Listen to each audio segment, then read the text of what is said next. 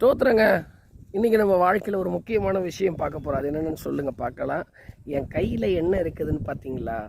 இது என்னது நல்லா தெரியுதுன்னா நீங்கள் கமெண்ட் பாக்ஸில் சொல்லுங்கள். 2 மீன் இருக்கான். இந்த 2 மீனை வச்சு ஆண்டவர் ஒரு அற்புதம் செஞ்சார்னு பைபிள் சொல்லுது.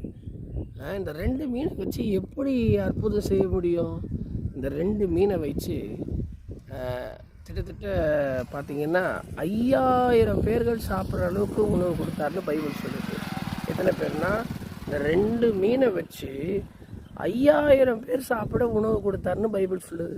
மத்தேயு 14ஆம் அதிகாரத்தில் நீங்கள் வாசித்து பார்த்தீங்கன்னா 17 பார்த்தீங்கன்னா மத்தேயு 14ஆம் அதிகாரம் 17ஆம் வசனத்தில் நீங்கள் வாசிக்கும் பொழுது இந்த 2 மீன் ஒரு சப்ஜெக்ட் வரும். அப்போ ஒரு சின்ன பையன் அந்த 2 மீன் வச்சுருந்தான். சரிங்களா? அந்த சின்ன பையன்கிட்ட இருக்கிற வரலும் யாருக்குமே ஆசீர்வாதமே கிடையாது, யாருக்குமே பிரயோஜனமே கிடையாது. ஆனால் இந்த மீன்களும், இந்த 2 மீனும் 5 அப்பங்களும், இந்த 2 மீன்களும் அப்பா கையில் போன உடனே தான் அது அப்பா என்ன பண்ணார்? அதை வாங்கி அதை ஆசீர்வதித்து அதை என்ன பண்ணாராம்? 5000 பேர் சாப்பிட்ற அளவுக்கு உணவு கொடுத்தாருன்னு பைபிள் சொல்லுது. சரிங்களா? அப்போது இந்த 2 மீனை வச்சு 5000 பேர் சாப்பிட்ற அளவுக்கு ஆண்டவர் உதவி செய்கிறாருன்னு வேதம் சொல்லுது. சரிங்களா? ஒன்றுமே இல்லைனாலும் கவலைப்படாதீங்க.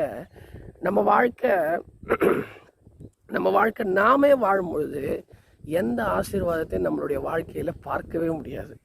எப்போ நம்ம வாழ்க்கை ஏசப்பா கையில் ஒப்பு கொடுக்குறோமோ அவர் எடுத்து நம்மளை பயன்படுத்துவார்.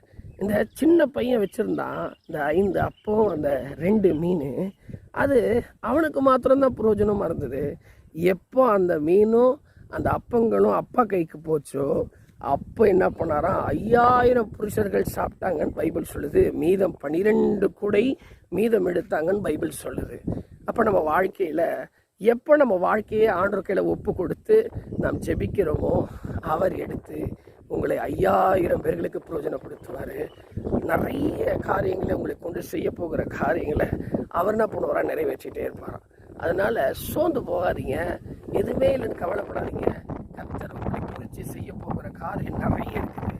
அதை நோக்கி ஓடுங்க.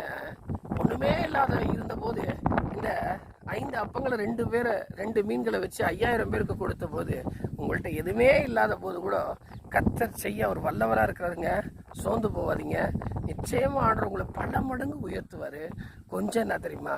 அவருடைய கரத்துக்குள்ளே அடங்கிருங்க. ஏசப்பா கிட்ட சொல்லுங்கள், நிச்சயமாக உங்களை ஆஸ்வதிப்பார். God bless you.